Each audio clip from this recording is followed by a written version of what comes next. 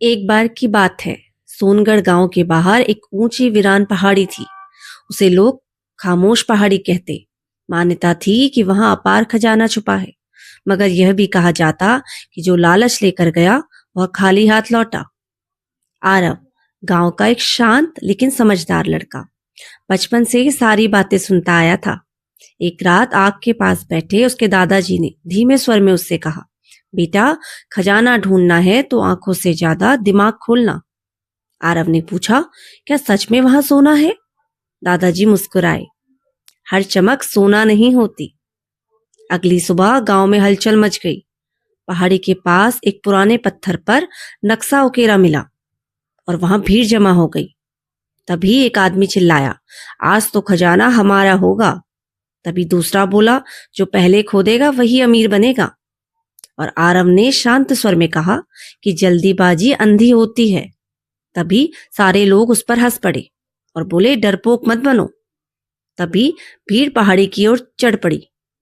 अचानक वहां की जमीन धंसने लगी और चीखें गूंज उठी। एक बूढ़ा आदमी बोला कि यह जगह बहुत अशुभ है। कई लोग तो डरकर लौट गए, लेकिन लालच कुछ को आगे खींच ले गया। आरव ने मिट्टी, पत्थरों और हवा की दिशा को ध्यान से देखा।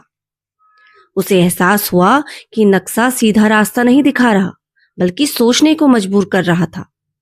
वह अकेला एक अलग पगडंडी से आगे बढ़ा। उसे एक पुरानी गुफा मिली। उसके अंदर दीवार पर लिखा था कि लालच छोड़ो, बुद्धि अपनाओ। आरव ने अपने आप में बुदबुदाया कि अगर यहां सोना होता तो ये शब्द क्यों होते? गुफा के अंतिम छोर पर एक लकड़ी का संदूक रखा था। आरव ने जैसे ही उस संदूक को देखा, उसका दिल तेजी से धड़कने लगा। उसने ढक्कन खोला तो अंदर सोना नहीं था। वहां बीजों की थैलियां, कुछ पुरानी किताबें और एक पत्र था जिस पर लिखा था, जो धरती को जीवन दे वही सच्चा अमीर है। आरव समझ गया। उसने संदूक को उठाया और गांव की तरफ लौटा। जैसे ही लोगों ने उसे देखा तो लोग उसे हंसने लगे और बोले, यही है खजाना, बीज और किताबें। तभी आरव ने दृढ़ता से कहा, आज हंस लो, कल यही तुम्हारी किस्मत बदलेगा। और फिर समय बीतता गया। बीज बोए गए, सूखी जमीन हरी भरी हो गई। किताबों से ज्ञान फैला, खेती सुधरी, पानी बचाया गया और सोनगढ़ में खुशहाली लौट आई। एक दिन वही लोग आरव से बोले, तुमने हमें खजाना दे दिया। आरव मुस्कुराया और बोला, नहीं, खजाना हमेशा से यही था, बस नजर चाहिए थी।